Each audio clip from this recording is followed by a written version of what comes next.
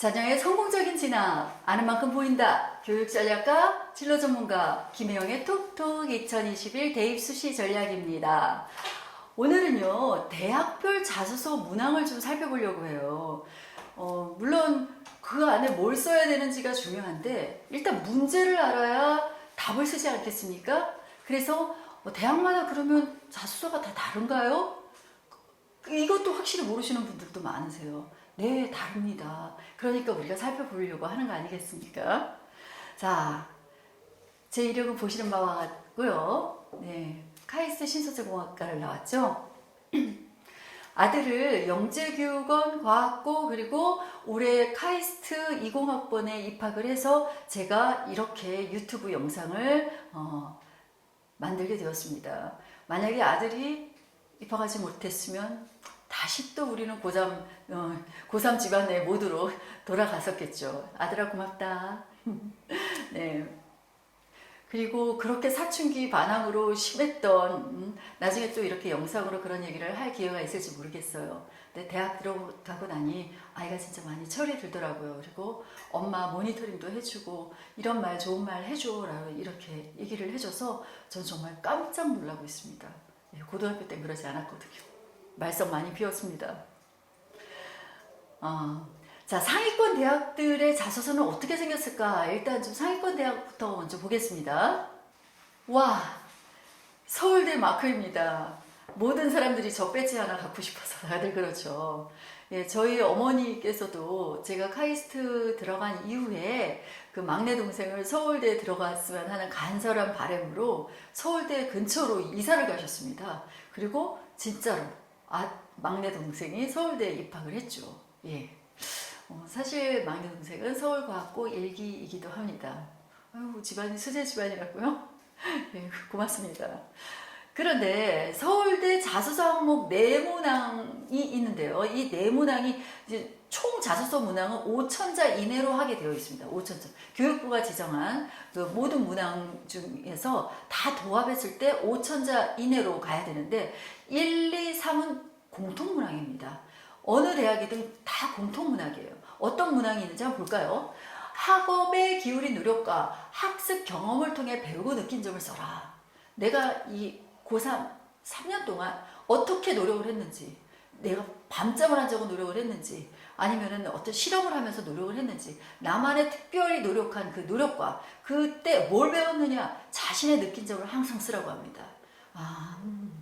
그렇게 천자. 그 다음에 2번 문제는요. 본인이 의미를 두려고 노력했던 교내 활동이 뭐냐. 그러니까 교과 과목하고는 달리 예를 들면 나는 로봇 엔지니어가 되기 위해서 파이썬도 공부하고 또 이렇게 로봇 조립도 하고 이런 걸 했습니다. 이렇게 자기가 어떤 의미가 되는 목표가 되는 것이 있으면 그걸 위해서 무엇을 준비했느냐라는 걸 쓰셔야 됩니다.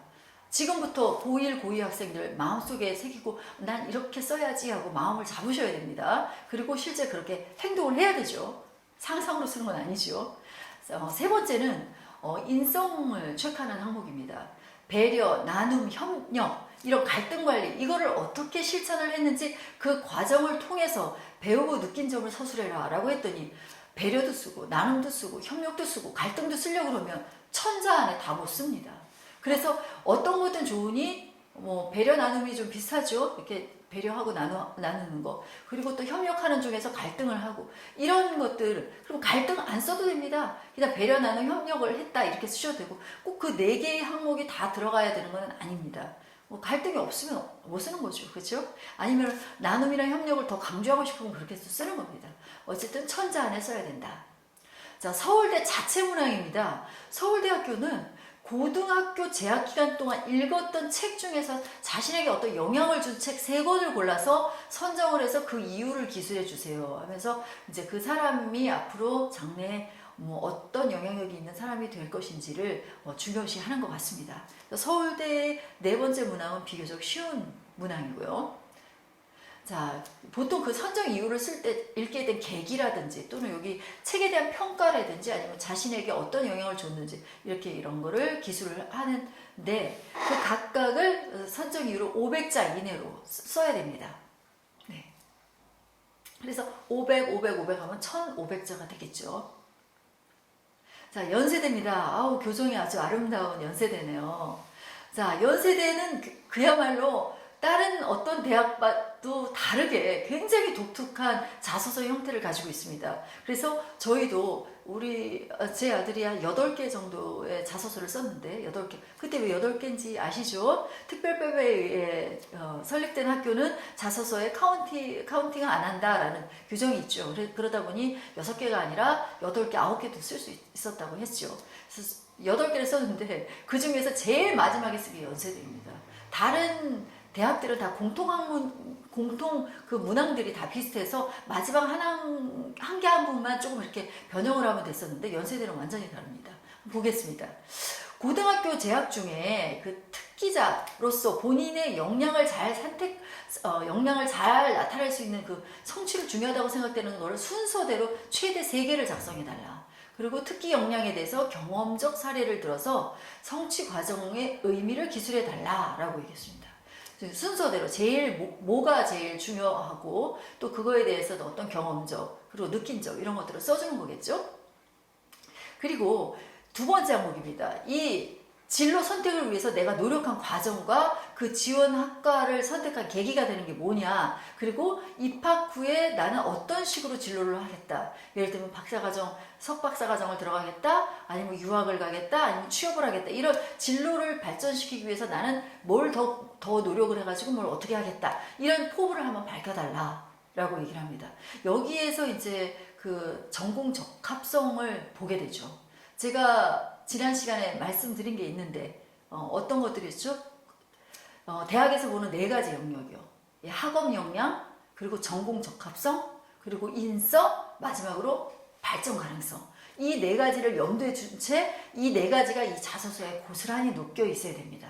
자, 체크하는 방법은 어떻죠? 다 쓰고 나서 학업 역량 내가 얼마나 이 학업에 열중했는지 썼나? 하고 체크하는 겁니다. 그리고 전공 적합성, 내가 진로나 이런 거에 대한 언급이 있었나? 체크하죠. 그리고 인성, 나눔, 배려, 갈등 상황 이런 거에 대한 내가 언급을 잘 했나? 다시 체크하고요. 4번째, 발전 가능성. 나는 이런 사람이고 난 앞으로 이렇게 될 겁니다. 이런 아주 자신의 포부를 멋지게 다 썼는지 역으로 체크하는 습관을 항상 기르셔야 됩니다. 자, 다음은 고려대입니다. 자, 고려대 1, 2, 3번 문항은 다 공통 문항입니다.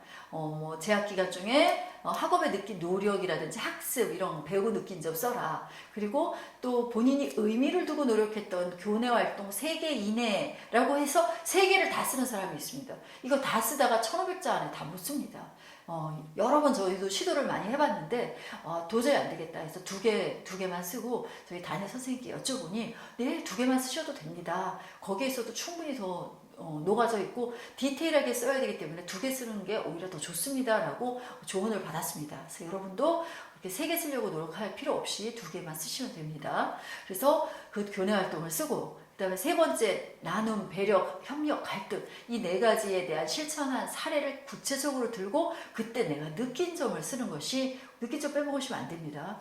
내 느낀 점이 어디 있나를 역으로 꼭 한번 찾아서 체크를 해보는 습관이 중요합니다. 천자 이내로 쓰시고요. 이제 고려대만의 자체 문항입니다. 이 지원 동기가 뭐냐? 왜 이과를 지원하게 됐는지 그리고 고려대 대학교가 왜 너를 선택해야 되는지 역으로 말해봐라. 우리 대학이 왜 너를 선택해야 되는지 이렇게 이제 자체 문항을 구성했습니다. 자, 고려대학교는 굉장히 특이하게도 활동 증빙 서류를 내달라고 했습니다. 다른 대학은 그런 말이 없었는데 그러다 보니 이 아들이 급히 활동 증빙 서류를 만들어야 했습니다. 그래서 고민하던 그때 자기가 컴퓨터를 잘하니까 마이크로소프트사로 들어가서 데이터 사이언스를 위한 파이썬 코딩 강좌를 막 듣는 거예요. 한 3, 4일 만에 다 그걸 이수하더니 시험을 보는데 시험에 80점 이상이어야 패스인데 다 맞았다고 그러더라고요. 그러면서 이 마이크로소프트에서 이게 Certificate of Completion 이게 나온 거죠. 나와서 여기에다가 이제 서류명에다 실적 사항을 쓰고 활동 증빙 목록표를 해서 우편으로 붙였었습니다. 당시 학교장 직인이 반드시 들어갔어야 되는 겁니다. 혹시나 해서요, 여기 계신 우리 시청자 여러분들 중에서도 이런 활동 증빙 서류가 필요하고 나는 그리고 코딩을 조금 할 줄 안다 하는 학생들은 바로 이 사이트, 여기 마이크로소프트의 데이터마인이라는 dataMine.co.kr 사이트에 들어가서 한번 이렇게 테스트를 하고 수강을 하고 테스트를 하면 제 아들과 같은 이런 certificate이 나옵니다. 그래서 팁으로 제가 드렸습니다. 다음은 포항공과대학입니다. 포항대. 포항공과대학도 공통문항은 똑같고요. 네 번째 문항은 포항공대의 자체 문항입니다. 자신에 대해서 좀 더 소개하고 싶은 내용을 써달라. 그리고 왜 포스텍을 지원했는지 그 재능과 특기사항 이런 것들을 좀 자유롭게 기술해달라고 하면서 천자를 제시했습니다. 네, 다음은 성균관대학교입니다. 성균관대학교의 약진이 굉장히 두드러지죠. 예, 삼성전자에서 성균관대학교를 인수하고 나서 정말 성균관대가 많이 좋아졌습니다. 그러다 보니 예전 저희 학교 다닐 때만 하더라도 서울대, 연고대 밑에는 뭐 한양대든 서강대든 이런 식으로 단계가 내려갔었는데 지금은 성균관대가 고려대 밑에 턱 밑까지 왔습니다. 뭐 향후 10년 내에는 서울대 다음으로 좋아질 거다 이런 말들도 한간에는 나돌 정도로 성균관대가 그 아주 엄청난 펀드와 함께 그 학생들한테 주는 혜택이 굉장히 큽니다. 그 중에 대표적인 게 바로 반도체 시스템공학과였죠. 이 학과의 그 특전을 보면 굉장히 놀라웠는데요. 그래서 저희 아들도 이제 자소서에 썼었죠. 거기다 원서를 냈습니다. 예를 들면 4년 동안 뭐 이렇게 장학금도 주고요. 그리고 4년 졸업과 동시에 삼성전자에 입사를 하게 됩니다. 이런 특전부터 여러 가지 특전들이 있었습니다. 자, 성균관도 볼게요. 공통문항 1, 2, 3번 문항은 똑같습니다. 네 번째 문항이 3개나 주어지네요. 그 중에 하나만 골라서 기술해달라고 우리 수험생을 위해서 많은 배려를 해줬습니다. 보니까 본인의 성장 과정이 좀 독특했다. 또는 지원 동기나 어떤 진로를 위해서 내가 노력한 부분이 아주 굉장히 드라마틱하다. 또는 정말 이야기거리, 스토리가 된다라는 거. 또는 본인에게 영향을 미칠 어떤 컨텐츠가 있는데 그 컨텐츠를 예시를 들면서 책을 봐서 그 책이 영향을 미쳤던 영화, 어떤 음악, 사진, 공연, 심지어 이렇게 공연을 보고도 어떤 감동을 받아서 이래서 나는 성균관대를 가고자 한다. 이럴 수도 있지 않겠습니까? 자신에게 영향을 미친 유무형의 컨텐츠에 대한 기술을 해도 좋다라고 얘기를 했습니다. 예, 다음은 GIST, 광주과학기술원입니다. 광주과학기술원도 역시 이렇게 4개 문항으로 이루어져 있는데요. 그 중에 3개는 공통문항이고요. 1개는 광주과학기술원 GIST에 지원한 동기에 대해서 작성하고 본인은 어떤 과학기술인으로 성장하고 싶은지 기술해달라 이렇게 썼습니다. 이공계 그 특성화대학을 지망하고자 하는 학생들은 참 많이 들어가는 대학인데요.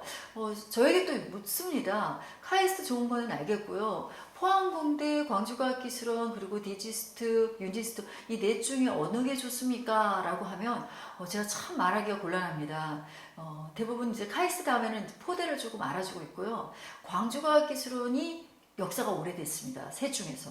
예, 역사가 오래됐지만 실제 또 제일 많이 뽑는 거는 또 유니스트가 인원수로는 제일 많이 뽑고 있고요. 그리고 또 유니스트가 굉장히 젊은 교수님들로 많이 채워져 있어서 이렇게 유니스트가 제일 제일 영하긴 하지만 어리긴 하지만 굉장히 많은 또 발전을 하고 있어서 어느 대학이 더 좋다라고 제가 이렇게 말씀드리기는 조금 곤란할 듯 싶습니다.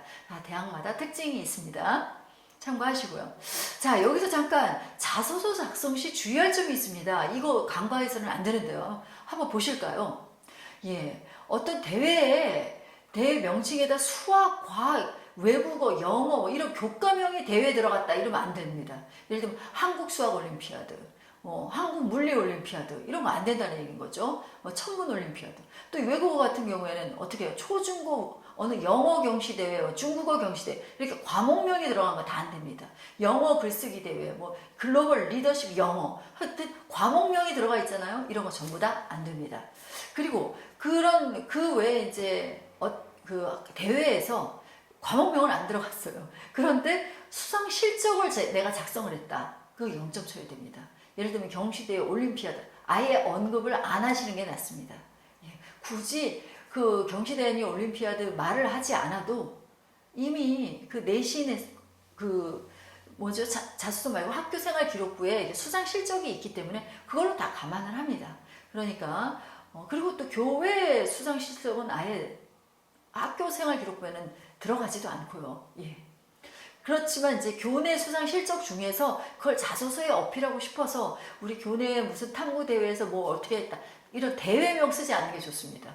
그냥 내가 그 컨텐츠가 뭐죠? 그 탐구대회의 주제가 있을 거 아닙니다. 그냥 그 주제로 곧바로 그냥 들어가야지 무슨 교내 탐구 대회에서 내가 2등을 했고 1등을 했고 최우수를 했다 이런 말 언급하시면 안 되겠습니다.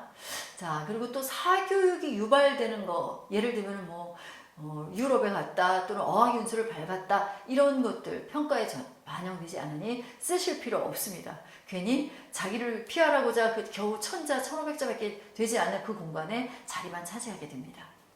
자, 그렇다면 여러분이 제일 궁금한 건 문제가 아니라 어떻게 써야 되느냐, 자소서에는 도대체 구체적으로 어떤 내용을 써야 되느냐, 이게 아마 제일 궁금할 듯 싶습니다.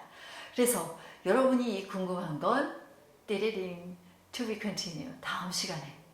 오늘은 그 상위 5개 대학의 자소서가 어떻게 생겼는지, 자소서가 문항들이 어떻게 생겼는지를 일단 파악을 하고, 또 당장 코앞에 닥친 고3 수험생들은 이제 자소서를 쓰는 거를 연습을 하셔야 되고요. 트라이 하셔야 되고, 그리고 고1, 고2 학생들은 어떻게 해요? 문항들을 알고 내가 이런 거에 채워넣을 비교과 활동들을 해야 되겠다라는 마음가짐을 가졌다면 오늘 제 강연 보람이 있을 것 같습니다. 자, 여기에 관해서 어떤 질문사항이 있으시면 댓글 달아주시고요. 간단 댓글에 대해서는 제가 답변을 드리고, 그렇지 않고 공유할 부분이 있다 생각하시면 제가 따로 영상을 제작하도록 하겠습니다. 지금까지 카이스트 언니였습니다. 오늘 제 영상이 많이 도움이 되셨다면 구독, 좋아요, 알림 설정 3종 세트 부탁드리고요. 다음 이 시간에 또 좋은 컨텐츠 가지고 여러분과 함께 하도록 하겠습니다. 그럼 안녕히 계세요.